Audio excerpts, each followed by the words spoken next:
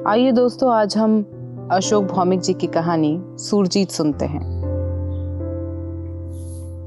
पूरे उत्तर प्रदेश के विभिन्न जिलों में काम कर रहे सभी मेडिकल रिप्रेजेंटेटिवों को महीने में एक बार अपनी अपनी कंपनियों के लखनऊ ब्रांच ऑफिस आना ही होता था।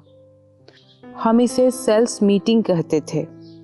प्रदेश की राजधानी होने के चलते सभी दवा कंपनियों के ब्रांच ऑफिस लखनऊ में ही थे और इसीलिए दूसरे ज़िलों में काम करने वाले सहकर्मियों के साथ साथ दूसरी कंपनियों में काम करने वाले दोस्तों से भी इसी बहाने मुलाकात हो जाती थी।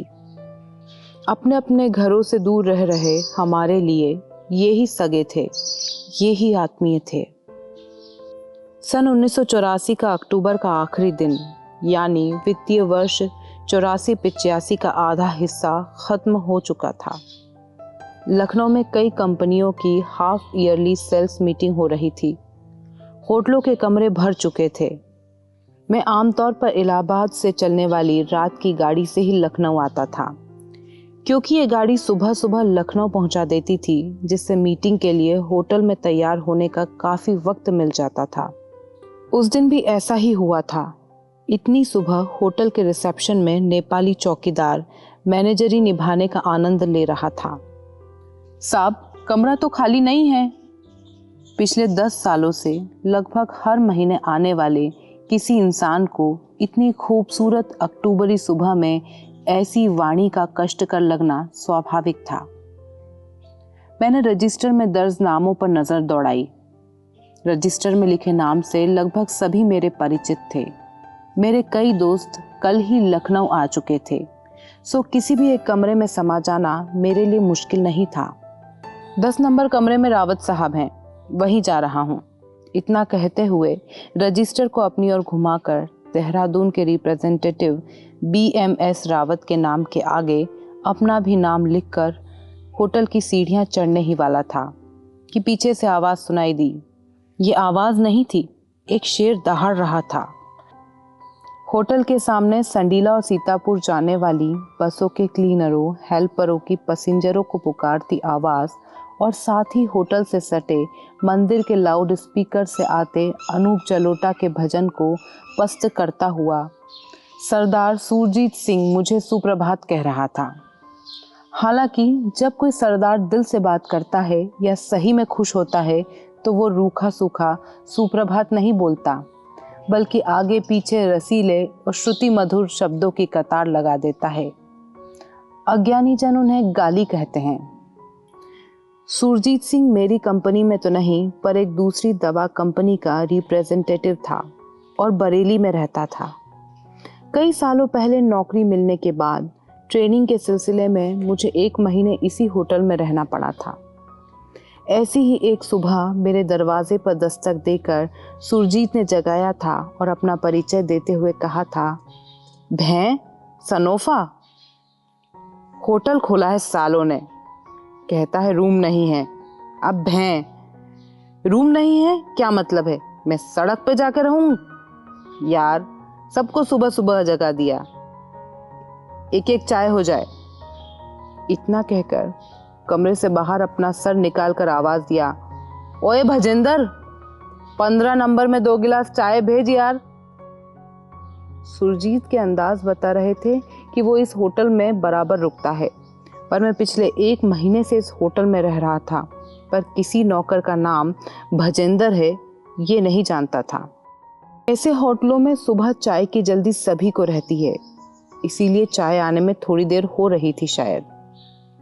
सरदार सुरजीत सिंह ने फिर आवाज दी, अबे बल्लू, ओए चाय जल्दी दे मेरे बाप। मैं एक बार फिर चौंका, क्योंकि बल्लू को भी मैं नहीं जानता था। मैंने फिर पूछ ही लिया, भजेंद्र, बल्लू, ये लोग कौन हैं? मैं तो 1 महीने से यहाँ हूँ, पर इनमें से तो कभी किसी से नहीं मिला।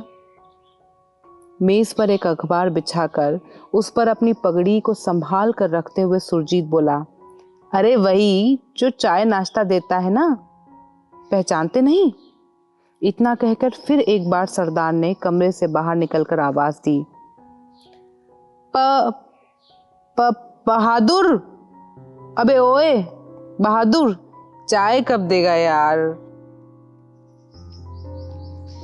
सीढ़ी पर से मगनलाल ने जवाब दिया, आया साहब। कमरे में दाखिल होकर इस फ्लोर का बैरा मगनलाल ने हमें गुड मॉर्निंग कहते हुए अपनी ट्रे पर से मेज पर चाय के 2 गिलास उतार कर रख दिए। मगनलाल को मैं खूब अच्छी तरह से जानता था। वो था तो नेपाली, पर उसका घर बार सब नेपाल बॉर्डर के इस पार नौतनवा के पास था। मगनलाल के गांव के लोग रात को नेपाल जाकर दावत खाकर हिंदुस्तान अपने घर लौटकर सो जाते हैं। मगन यार, ये चाय तो तू फ्रिज से निकाल कर लाया है, अगली चाय को थोड़ा और आग दिखा देना जल्दी। हाँ, इतना कहकर सरदार ने अपने होंठ से चाय का गिलास छुआते ही ओ तेरे की कहकर किसी अदृश्य व्यक्ति से अपना नाता जोड़ता हुआ बोला, गरम है यार।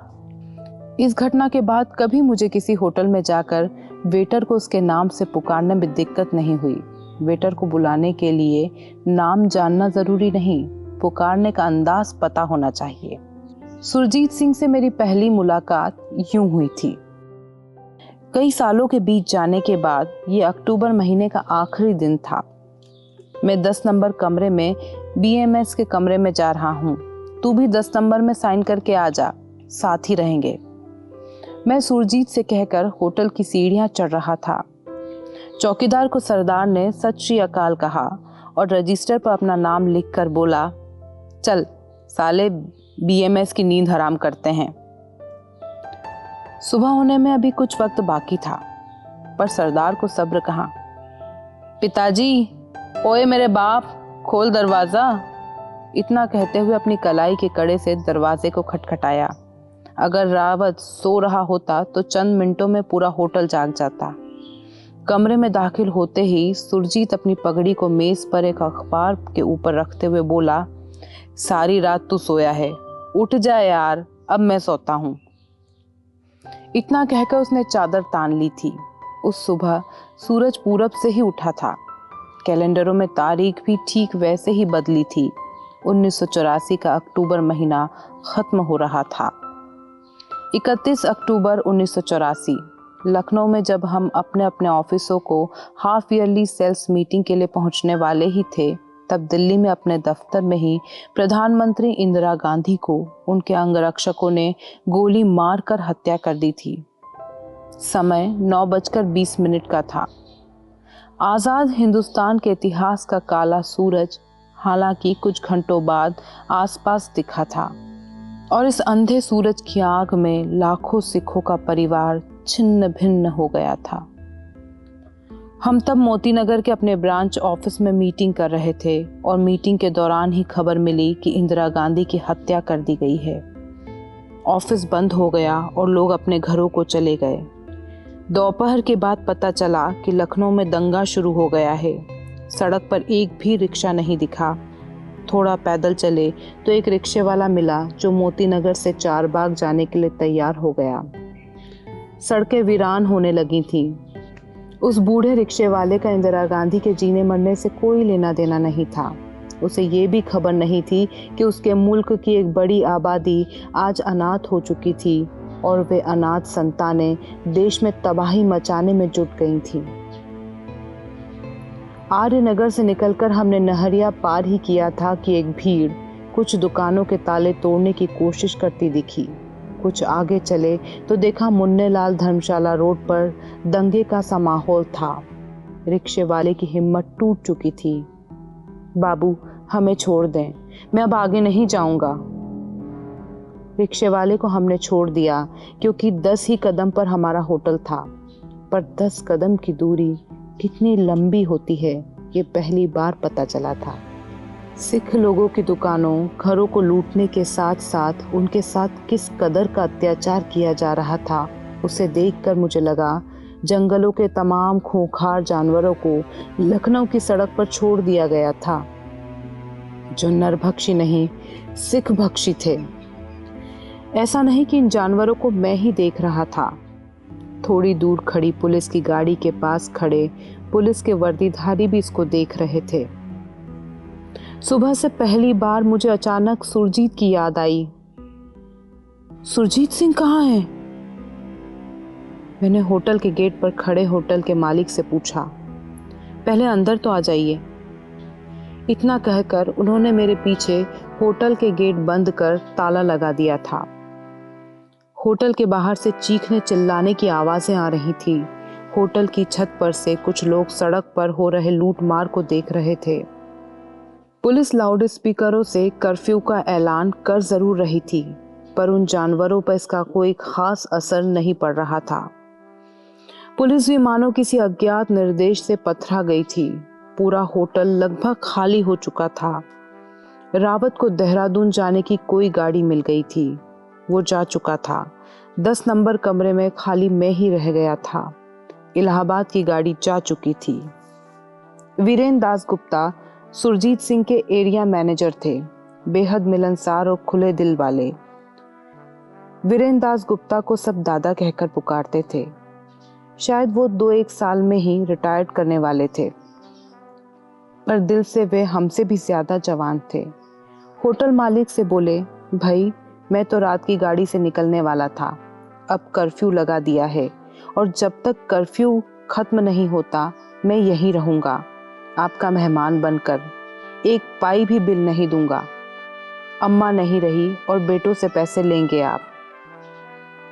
बस 2-2 रोटी डाल दीजिएगा, और क्या चाहिए जीने के लिए। रात को थोड़ी सी हाजमे की दवा मिल जाए तो नींद में भले बुरे सपने परेशान नहीं करते। होटल में हम 5 ही लोग रह गए थे। क्षण भर के लिए सब कुछ भूलकर हम सब दादा की बात पर हंस पड़े। दादा, आप बात कैसी करते हैं? 30 सालों से ज्यादा हो गए आपको इस होटल में ठहरते। आप कोई हमारे पराये थोड़े हैं। इस होटल में हम लोगों ने मेडिकल रिप्रेजेंटेटिवों की इतने दिनों तक सेवा की है। 1 महीना भी अगर कर्फ्यू लगा रहे, किसी को खाने की दिक्कत नहीं होगी। हाँ, और दादा आपकी दवा की मत चिंता कीजिए, मैं हूं ना। होटल के मालिक ने हमें एक ट्रांजिस्टर लाकर दे दिया था, जिसमें हम 5 ने BBC पर नए राजा की ताजपोशी की खबर सुनी थी। हाजमे की दवा लेते हुए दादा ने कलकत्ते के सन 47 के सांप्रदायिक दंगों से जुड़ी तमाम कहानियां सुनाई थी। दादा रिफ्यूजी थे। पूर्वी पाकिस्तान में उनका घर था। विस्थापन के चलते भिखारी बनकर कलकत्ते आए थे। फिर एक शिक्षक की मदद से कॉलेज में दाखिला लिया था और उसी शिक्षक के घर पर रहकर पढ़ाई पूरी की थी। इतने बड़े होटल में अगर केवल 5 आदमी ही रह रहे हो तो वो कितना उबाऊ होता है, इसका अंदाजा शायद ही किसी को हो। अखबार भी नहीं मिल रहा था कि जिसे पढ़कर कुछ समय काट लेते। होटल में तो लेटे लेटे समय कट रहा था, या फिर दादा की कहानियां सुनते हुए। दूसरे दिन शाम को दादा कहानी सुनाते हुए भावुक हो गए थे। कलकत्ते में दंगों के दौरान दादा और उनके शिक्षक ने किस तरह से एक मुसलमान सहपाठी की जान बचाई थी। ये कहानी कहते हुए दादा का गला भारी हो गया था। वे बोले, यार मेरे माँ बाप अभागे थे जो समय से भाग नहीं सके थे। हम सबको दादा के इस वाक्य का अर्थ समझने में देर नहीं लगी। कर्फ्यू लगे लखनऊ के आसमान में कोई एक चिड़िया चीख चीख कर चक्कर लगा रही थी। हम सबको लगा वो पूछ रही थी, did you do it, did you do it. जिन लोगों ने भी कभी कर्फ्यू लगे किसी शहर की रात को गहराते देखा होगा, उसने जरूर इस चिड़िया को ऐसा सवाल पूछते भी सुना होगा। दादा ने अपना गिलास भरा और कमरे के बाहर चले गए। हम खामोश बैठे रहे। थोड़ी देर बाद दादा मुस्कुराते हुए कमरे में लौट आए। इतना सीरियस होने की जरूरत नहीं। दादा ने अपना दूसरा गिलास बनाया और इस बार भी मैंने गौर किया कि दादा गिलास में पानी कम ले रहे थे। दादा फिर गिलास लेकर बाहर चले गए। हम में से किसी ने कहा, दादा आज काफी डिस्टर्ब लग रहे हैं, पर न जाने क्यों मुझे ऐसा नहीं लग रहा था। इस तरह तीसरा दिन भी बीता। हम रात को कमरे में रेडियो सुनकर राजनीतिक विशेषज्ञों जैसे विश्लेषण कर दिन बिताते रहे। साथ ही खेल के मैदान से लेकर युद्ध के मैदानों तक हमारी चर्चाओं की आवाजाही बनी रही। फिर शाम हुई, फिर मई की याद आई। दादा ने फिर काफी दवा गटकी, पर उनको इस दिन भी नशा नहीं हुआ। वो मेरे जासूसी खुर्दबीन शीशे के नीचे आ चुके थे। मैं समझ नहीं पा रहा था कि दादा क्यों गिलास लेकर कमरे के बाहर जाते हैं और क्यों इतना पीने के बाद भी वे जरा भी नहीं बहक रहे थे। रात को सोते समय मैंने तय किया कि कल सुबह भी अगर कर्फ्यू नहीं हटा तो शाम को इस पहेली को जरूर सुलझाऊंगा। पर मेरी किस्मत में दादा के इस रहस्य का सुलझना नहीं बंधा था। वो सुबह पिछली 3 सुबह से अलग थी। हवाओं में एक शहर की जिंदगी के वापस लौटने का कोलाहल सुनाई दे रहा था। गाड़ियों और उनके बिना वजह हॉर्न की आवाजों से लग रहा था कि सब कुछ अब धीरे धीरे वापस पटरी पर लौट रहा था। सड़क पर पुलिस की जगह अब सेना टहल रही थी। जानवरों का समूह अपने खोहों में छिप चुका था। तभी मेरे कमरे के दरवाजे पर किसी ने दस्तक दी। दरवाजे पर दादा को देखकर मुझे थोड़ी हैरानी हुई। दादा, इतनी सुबह आप? सब खैरियत तो है? मैंने पूछा। मैं नीचे जा रहा हूँ। सुबह 6 बजे से 12 बजे तक के लिए कर्फ्यू में ढील दी गई है। तुम 10 मिनट में तैयार होकर नीचे आ जाओ, बाकी बाद में बताता हूँ। जब मैं तैयार होकर होटल के गेट पर पहुंचा, दादा मेरा इंतजार कर रहे थे। सड़क पर इतनी सुबह 2-4 लोग ही दिखे। हम होटल से निकलकर रेलवे स्टेशन के ठीक सामने वाली फुटपाथ के एक इटालियन सैलून, ऐसे नाइयों के यहाँ बैठने के लिए कुर्सी की जगह कुछ ईंटें होती थी जिस पर बैठकर लोग बाल कटवाते थे या हजामत बनवाते थे। इस ईंट से ही ऐसे सैलूनों का नाम इटालियन सैलून पड़ा था। पर अपने ग्राहक को ताकते एक नाई के पास पहुंचे। उस बूढ़े नाई की कमाई कई दिनों से कर्फ्यू के चलते बंद थी। उसने बड़ी उम्मीद के साथ हमारी ओर देखा। भाई, बच्चे का मुंडन करते हो? नाई ने चहक कर कहा। क्यों नहीं जनाब। नाई को साथ लेकर हम होटल लौट आए थे, पर मुझे समझ में कुछ भी नहीं आ रहा था। पर सीढ़ियों पर जो हुआ उसके लिए तो मैं कतई तैयार नहीं था। आगे आगे दादा सीढ़ी चढ़ रहे थे। उनके पीछे बूढ़ा नाई था, उसके पीछे मैं। दादा अचानक पीछे मुड़े और नाई की गिरेबान पकड़कर गुर्राए। एक साहब के दाढ़ी बाल बनवाना है, यहाँ से बाहर निकलकर किसी से कहा तो काट कर रख दूंगा। भेजे में बात गई या नहीं? जरा भी चालाकी दिखाई तो जान ले लूंगा। दादा की आवाज में ऐसा कुछ जरूर था कि मैं भी मान गया कि अगर बेचारे नाई ने कुछ चालाकी दिखाई तो दादा उसे नहीं बख्शने वाले थे। हम उस नाई को लेकर एक बंद कमरे के बाहर पहुंचे और दादा ने अपनी जेब से चाबी निकालकर ताला खोला। कमरे में सरदार सुरजीत सिंह बैठा हुआ मुझे देख रहा था। मैं कुछ देर तक उसे देखता रहा। जिंदगी में कई सवाल ऐसे होते हैं जिनके जवाब हमें जिंदगी भर तलाशने पर भी नहीं मिलते। मुझे देखकर शेर दिल सरदार रो पड़ा था। इसके बाद सब कुछ यंत्रवत हो गया था। दादा ने सुरजीत के बालों को एक अखबार में लपेटकर मेज की दराज में रख दिया था। सुरजीत बिल्कुल अपरिचित सा लग रहा था। उसके माथे के बीच में एक उजला सा तिकोना निशान मुझे आज भी याद है। इतनी देर तक मैंने अपने को रोक रखा था, पर अंततः अपने को संभाल नहीं पाया और सरदार से लिपट कर रोने लगा। सुरजीत सिंह के इस हाल के लिए मैं जिम्मेदार था। मैं उन लोगों में से एक था जिसने सिखों के साथ ऐसी दरिंदगी की थी। उन जानवरों ने मुझे छोड़ दिया क्योंकि मैं उनकी नस्ल का था, क्योंकि मैं सिख नहीं था। मुझे ऐसा क्यों लगा था? मैं क्यों रोया था? इन सब सवालों के जवाब मुझे कभी नहीं मिले, जबकि जवाब किसी और को नहीं, मुझे ही देना था। 31 अक्टूबर को सुरजीत सिंह को दादा ने होटल में छिपाया था। ये बात बस होटल मालिक को ही पता थी। रात को दादा गिलास लेकर कहाँ जाते थे, ये रहस्य भी अब रहस्य नहीं रह गया था।